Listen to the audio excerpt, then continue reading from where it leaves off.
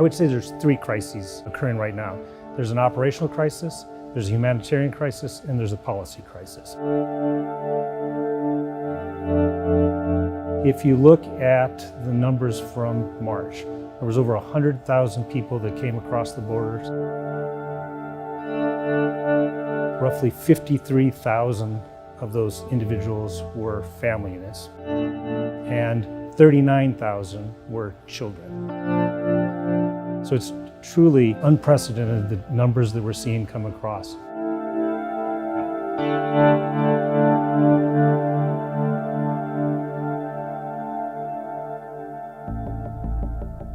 The United States Border Patrol has long been under scrutiny due to allegations of mistreatment toward migrants at the border.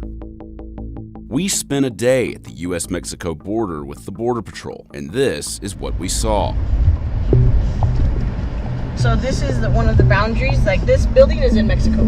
Okay. On a hot Saturday afternoon in April, U.S. Border Patrol agent Tessa Reyes gave us a tour of the border in El Paso and the surrounding area, where immigrants seeking asylum turned themselves in to Border Patrol agents posted at the crossing sites. So right now we're on the border, kind of in the tri-state area. We've got New Mexico right here, we've got Texas right here, and then we have right behind us is Mexico. There's no fence out here, there's no barriers of any kind, and you guys will see we've had a lot of crossings. It's a very, very busy area. This is one of the areas where we're having a lot of trouble keeping up with the demand. So this is Mexico, and we have the municipal police. Every now and then, you know, they'll kind of help us out or whatever, but for the most part, we stay over here and they stay over there. Buenas. Muy bien, ¿usted? Hay mucho trabajo. ¿Está bien? Sí, todo muy bien.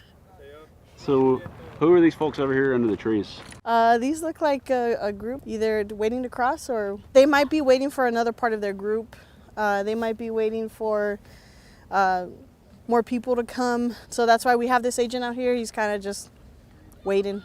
We usually try to have one here at all times just because it is such a busy area and, you know, you never know what's going to happen. So he's kind of just reactive to whatever's going on, and he can call for transport if the group does come or when they come across. ¿Dónde está? Kids are a especially vulnerable group, and we try our darndest to process them and get them where they need to be. We're trying to keep everyone together. No separations, you know. Obviously kids are the priority and women as well. We're just trying to expedite the process a little more because, you know, we're overrun. How stretched is Border Patrol right now in terms of the volume that you guys are seeing? The El Paso sector is probably stretched more than it's ever been in easily the last, I mean, I've been here 10 years, I've never seen this. Roughly 40% of the agents' times are spent on duties other than their law enforcement mission, what they signed up to do. Processing, transporting people to the Border Patrol stations or to hospitals. Lots of compassion that is occurring along the border, especially with the Border Patrol agents, but that is not why they signed up to be Border Patrol agents.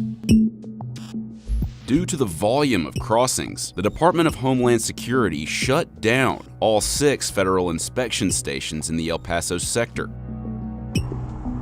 Normally, all vehicles would be required to pull into checkpoints like this one.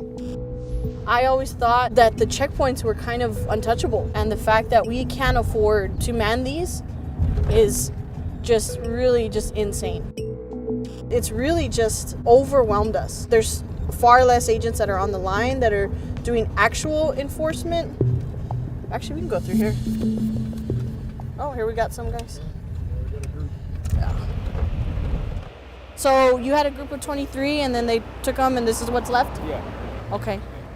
10-4. All right then, man. We just want to check, see if you're okay. Yeah, no, I'm good. Okay. Just waiting for transport. All right. All right, take it.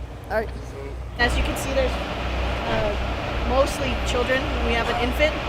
So that's another layer of the care that we have to go through, you know, diapers, formula, all that kind of stuff. They're each going to get medically screened and hopefully go through the process as soon as possible. This is one of the areas that they turn themselves in a lot too. Yo! What's going on? He's directing them to keep going that way because we have another agent, I guess, over there.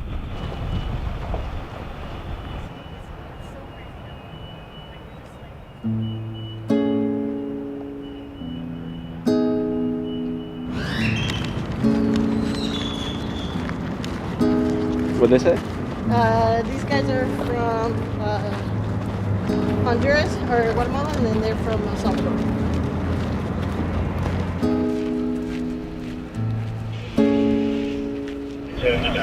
Naciste el marzo 16 de marzo 91.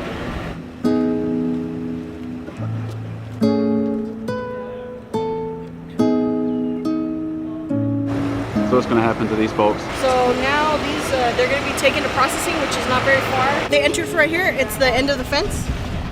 There's a break in the fence right here, and they can just walk up.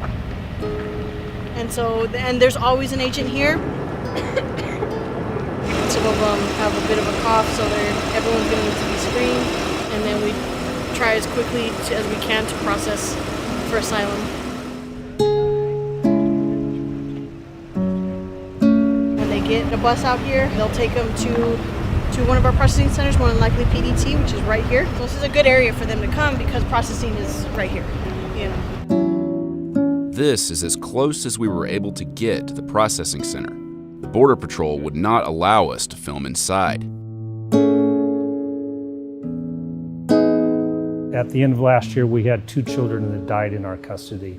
And so I would say the number one thing that keeps me up at night is to ensure that another child does not die in our custody. I have seen more compassion from the U.S. Border Patrol, the men and women of the Border Patrol, than I have seen in any other job that I have had the privilege of occupying. It's just the huge influx of people that are coming across, very difficult for the Border Patrol to deal with.